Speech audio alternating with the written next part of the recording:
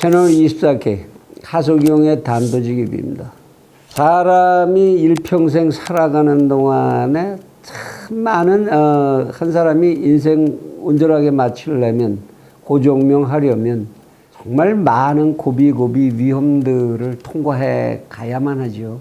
뭐 재주 좋은 사람이나 재주 없는 사람이나 운을 타고난 사람 안 타고난 사람 구분할 거 없이 전부 위기를 정말 인생에 수없이 겪는 게 인생이 아닌가 싶습니다. 인생만 그런 것도 아니고 모든 생명 가진 것들이 다 그렇죠. 그래서 인간은 끊임없이 이러한 불안으로부터의 해방을 꿈꾸게 마련입니다. 그리고 이러한 불안으로부터의 해방을 사회로부터 보장받기를 원하게 되죠. 이러한 상황을 바탕으로 해서 평등주의라는 게 발생하게 되고 또 다시 그러한 사상을 기초로 해서 여러 가지 사회 조직에 관한 정치 논리가 생겨나게 됩니다. 민주주의하고 이제 국가 독점 자본주의, 소위 수종 자본주의라는 거죠. 지금 우리가 하고 있는 혼합 경제 체제. 이러한 제도가 성립한 이후로 개개인의 인생에 대한 사회의 안전보장, 여기에 대한 열망은 날로 더욱 가열해 가는 그런 경향을 보입니다. 그래서 복지경제체제라는 게 이제 도입이 되고 전 지구적으로 이 제도가 보급 확산이 됐지만 아직 모든 사람을 만족시킬 수 있는 그런 제도, 그런 체제를 성립시키는 데까지는 가려면 요원한 일이죠. 과연 그것이 언젠가는 그런 시대가 올 수 있을까? 여기에 회의가 될 정도입니다. 이런 이제 사회복지에 관한 사고가 그리고 점점 확산되는 데에는 인간의 인간의 삶을 사회적인 구조의 일부로 보는 시각으로부터, 그러니까 사회주의적인 사고로 한 개인의 생명을 사회의 한 부분으로 인식하려는 이런 사회주의적 사상을 바탕으로 해서 더욱 심화가 되게 마련이고, 그리고 따지고 보자면 사회에는 사실은 강자들보다는 약자들이 더 많죠. 그러니까 민주주의가 표에 의해서 결정되는 제도이니만큼 당연하게도 약자들의 요구, 평등하고 싶다, 나에게도 내가 어떻게 살든 간에 나의 사회적 안전 보장을 해달라, 이런 요구가 숫자에 있어서 훨씬 많게 마련이고 강하게 마련이고, 그러면 민주제도를 끌고 가는 한 그쪽의 경향이 더욱 강하게 나타나게 되고 흐름이 그쪽으로 흘러가게 되는 것, 자연스러운 일 아닌가 싶기도 합니다. 그래서 자유자본주의 제도를 도입한 이후에도 복지사회 경제에 대한 이 제도적인 발전, 이거는 이제 끊임없이 지속이 돼 왔죠. 더욱이 민주주의라는 제도, 선거라는 제도에 의해서 권력을 갖고 하고 싶어 하는 사람들이 선거라는 제도를 통과해야만 그 권좌에 도달할 수 있는 그런 제도 때문에 이런 자유자본주의를 선택하더라도 이런 복지를 확대하는 이런 경향은 날로 강화되고 있는 게 사실입니다. 그래서 이제 토빈 같은 노벨 경제학상을 수상한 이런 경제학자, 이런 사람들도 데모그란트라고 하는 거죠. 시민 보조금 제도 같은 거를 이제 제안을 하기도 하고, 그 사람은 이제 특별하게 이 시민 보조금 자금을 어디서 만들어낼 거냐 하는 데 있어서 토빈세라고 하는 그런 세제를 창안을 해서 유명해진 사람인데요. 국제 간의 환율의 차이에 의해서 그 차익을 먹고자 해서 환투기를 하는 사람들, 이런 사람들이 발생시키는 이익, 그 이익에다가 세금을 물려서 재원으로 한번 만들어보자, 이런 이제 토빈세 같은 거를 제안을 해서 사회 보조금을 이제 만들어내는 이런 아이디어를 내기도 했고요. 스티글리츠 같은 이런 학자들은 이제 마이너스 소득세라는 제도를 창안하기도 했습니다. 실제로 그 사람이 생활하는데 쓴 돈이 자기 소득보다 마이너스가 될 때에는 그 마이너스 된 부분에 대해서는 국가가 보조를 해주는 이런 세제를 통해서 이런 보조를 해보자, 이런 아이디어까지 이제 속출을 하고 있는 그런 상황입니다. 이러한 이제 흐름의 하나로 이게 아마 막장이라고 생각이 되는데요. 이보다 더 할 수는 없을 것 같아요. 이보다 더 한다면 공산사회로 가는 건데 국민 기본소득제라는 것에 대한 논의가 유럽에서부터 이제 진작에 시작됐지요. 사실 이와 유사한 얘기가 처음 나오기 시작한 거는 사회주의와 공산주의의 초기적 상태, 프랑스 대혁명이 있고 나서 프리에 같은 사람들이 이제 활동하고 이러던 시대. 그때에 이런 이제 사회 전체가 개인의 삶을 이제 보장해야 된다. 이런 사고들이 등장을 했습니다만은 그것이 현대에 와서는 이제 국민 기본소득제라는 것이 강하게 주장이 나왔습니다. 그래서 뭐냐 이게 국민 기본소득이라는 게 한 나라에 사는 국민 전체를 뭐 어떠한 조건도 따지지 말자. 남녀노소 뭐 직업이 있고 없고 뭐 이런 거 다 따지지 말자. 똑같이 그 사회에 태어났다면은 똑같이 일정 기간에 얼마씩 나라가 그 소득을 보전해주는 이런 제도를 만들자. 이게 국민 기본소득입니다. 그러니까 뭐 이재용 씨라고 안 받는 게 아니고 저 같은 사람이라고 또 이런 사람만 받는 건 그런 건 아닙니다. 누구나 다 똑같이 한 달에 100만 원이면 100만 원, 300만 원이면 300만 원 다 똑같이. 그래서 그 사회에 태어난 사람들은 최소한 그 사회에서 한 달에 300만 원 소득을 가진 사람의 삶은 안전하게 보장될 수 있도록 그렇게 해주자는 발상이죠. 그래서 이러한 흐름에 따라서 유럽에서는 스위스에서 2016년에 국민 기본소득을 도입을 해보자. 그 이제 논의가 나오니까 이걸 그 나라는 뭐든지 웬만하면은 국민투표에다 붙이지 않습니까? 그래 국민투표에다 표결에 붙였습니다. 얼마를 주는 거냐? 그 당시에 스위스 프랑으로 2,500프랑.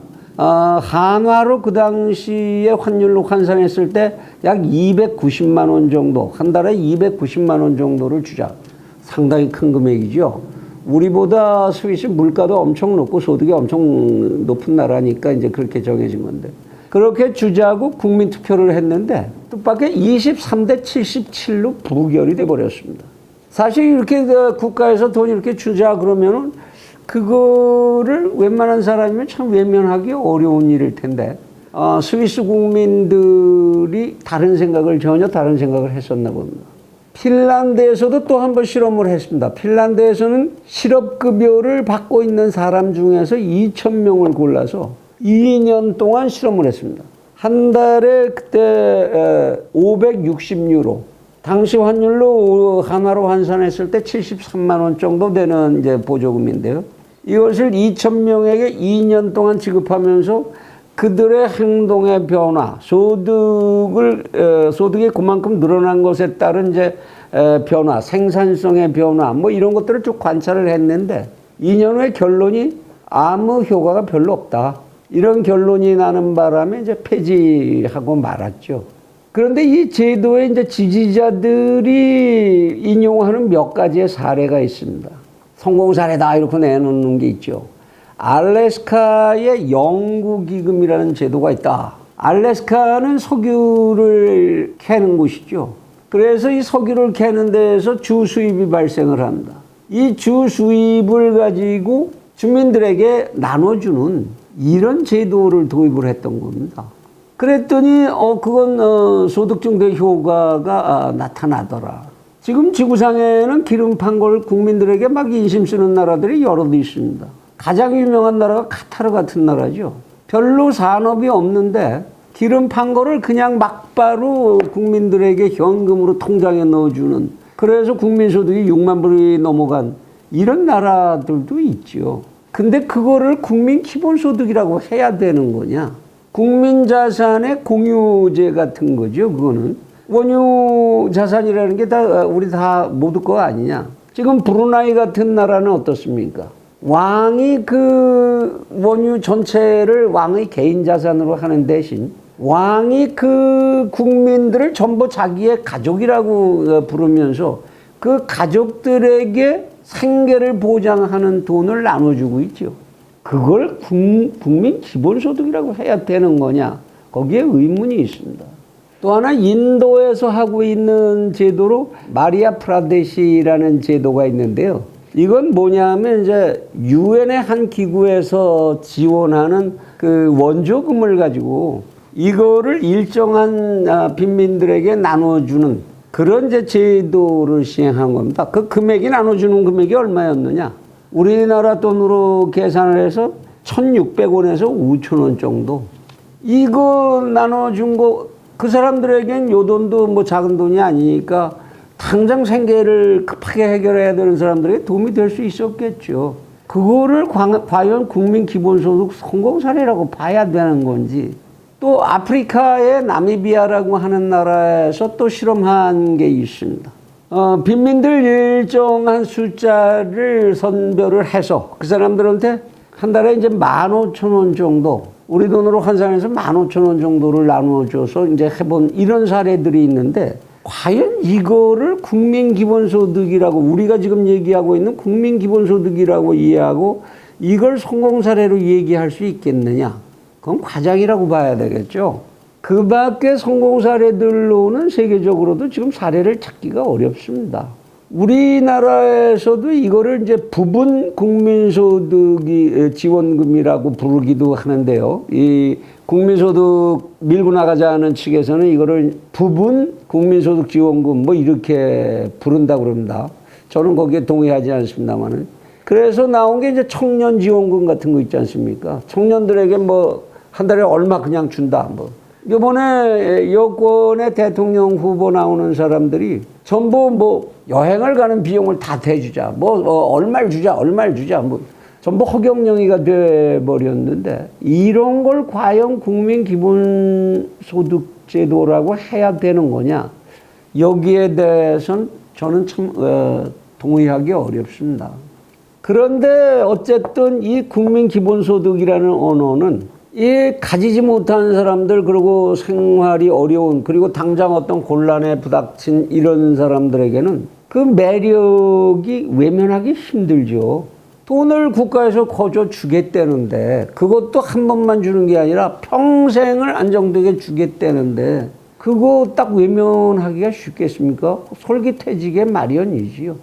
또는 지금 급하게 그런 돈들이 필요한 사람들에게는 아주 절실한 그런 지원이 될 수도 있겠습니다.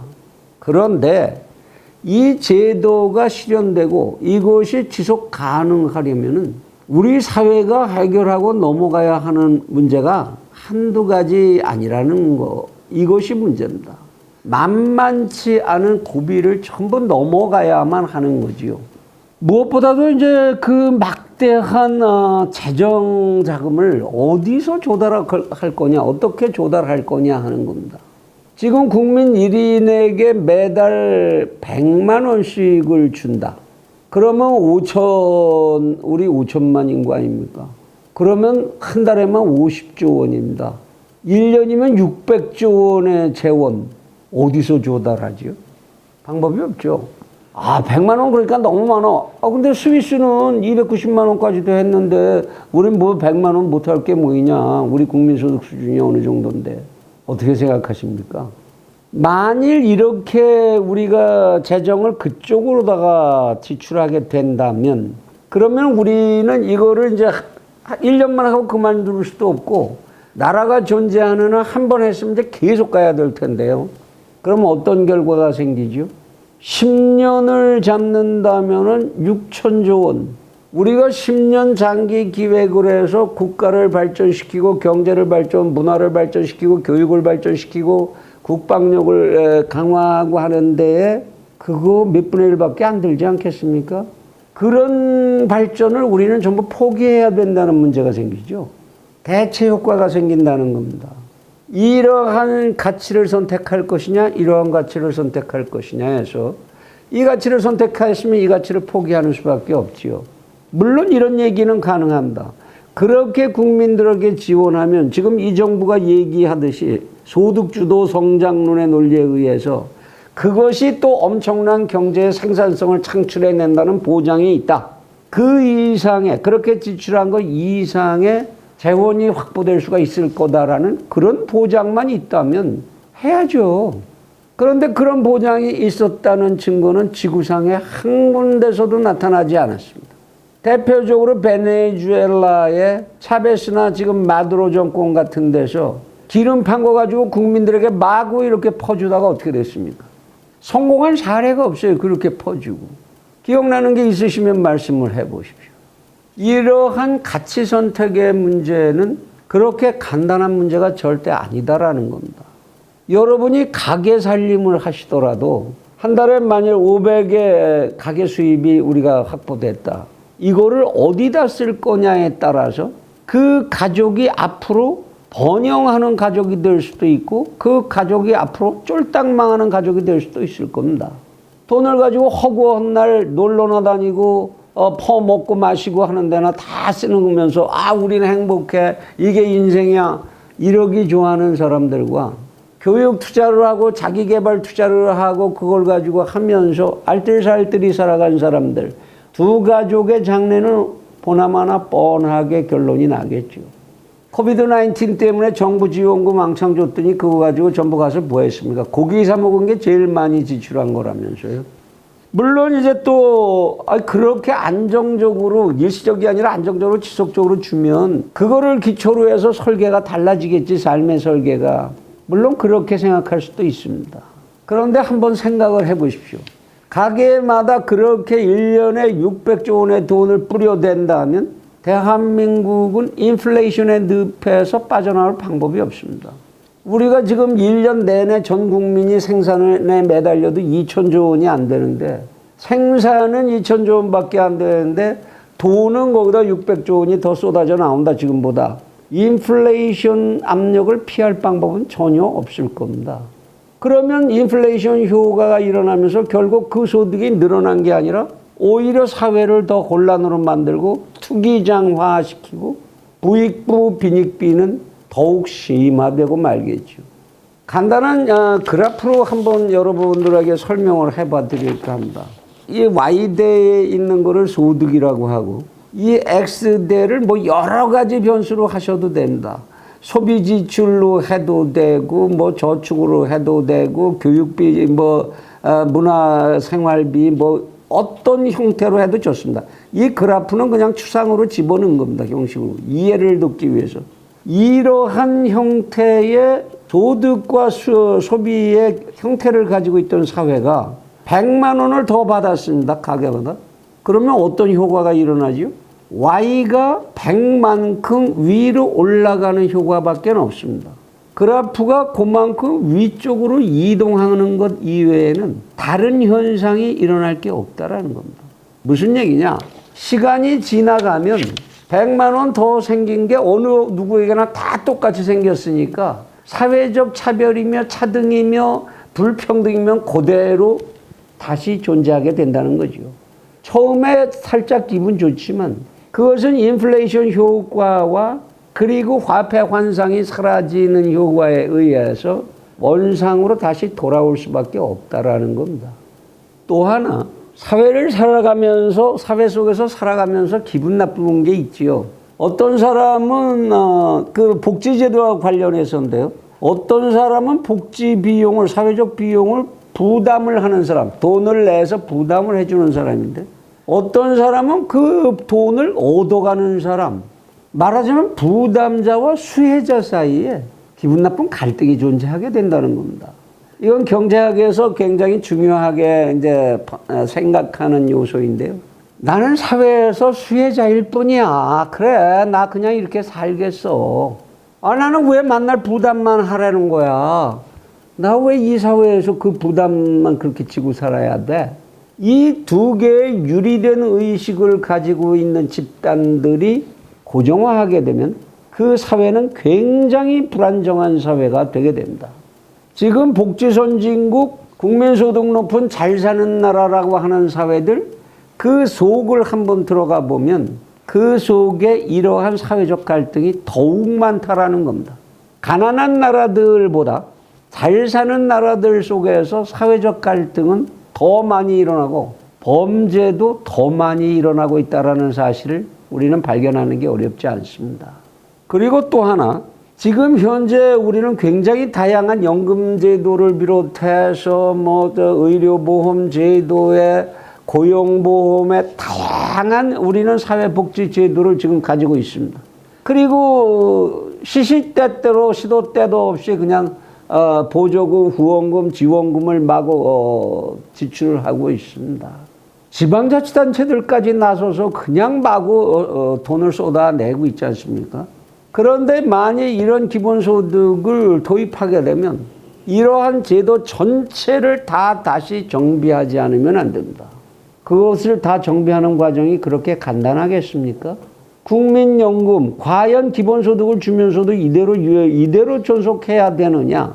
이거를 조정하려고 하면 얼마나 많은 사회적 갈등이 생기겠습니까? 고용보험, 과연 필요한 거냐? 의료보험, 왜 내가 그렇게 많이 내야 되는데? 왜 당신은 안 내, 근데? 기본소득 확보됐으니까 이제 다 내야지. 이 갈등의 요소들을 다 어떻게 정리할 수 있겠죠? 뿐만 아닙니다. 기업들에게는 재원조달의 객체가 결국은 기업이 될 수밖에 없을 테니까 조세 부담은 급격하게 증가하겠죠. 게다가 인플레이션 압력에 의해서 임금 상승 압박이 말도 못하게 될 겁니다. 노동 생산성은 당연하게 감소할 테고 사회 전체에 무엇보다도 사회주의적인 분위기가 급격하게 확산되겠죠. 기업이 설당, 자유스럽게 경쟁을 하고 창의력을 발휘해서 돈을 벌어야 하고 하는 기업이 존립할 땅은 점점 좁아질 수밖에 없다라는 겁니다. 그런 속에서 기업이 왜 이 땅에 남아 있어야 합니까? 기업들의 해외 엑소더스가 일어나지 말라는 법이 없지요. 지금도 우리 사회는 1년에 수천 개의 기업이 이 땅에서 달아나고 있습니다. 사회의 총체적인 생산성의 후퇴, 이로 인해서 경제 기반이 전체적으로 무너지는 위기를 가져올 수가 있는 얘기입니다. 또한 지금으로서는 전혀 예상할 수도 없는 어떤 복병들이 등장하게 될지, 사회복지병 같은 거는 그건 이미 알려져 있는 그런 병들은 차치하고 펑크가 어떻고 이런 얘기 우리 채널 24K에서 이 복지병에 대해서 이미 한번 말씀을 드렸습니다만 그런 건 제외하더라도 우리가 아직 알 수 없는 실제로 그것이 실현됐을 때 나타나게 되는 그러한 위험 요소는 얼마든지 예측할 수가 있습니다. 한 번 결정이 되면 이런 정책은 잘못을 발견했을 때도 되돌리기가 어려워집니다. 왜냐하면 하나의 정책이 생겨나면 거기서 이익을 보는 사람들이 반드시 생겨나게 되고 그것을 취소하려면, 돌이키려면 그들의 저항이 만만치 않게 될 것이거든요.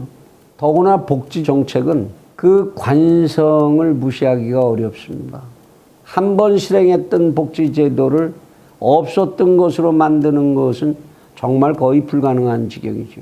따라서 이런 제도를 정치인들이 부랴부랴 대통령 선거 나온다고 그래서 자기들이 무슨 대단한 전문가라 되는 양, 그 뒤에 물론 이거를 뒷받침한다고 그러는 몇몇 학자들도 붙어 있는 거 잘 압니다. 그렇지만 그들이 학자의 전부는 아니지요. 대세도 아닙니다.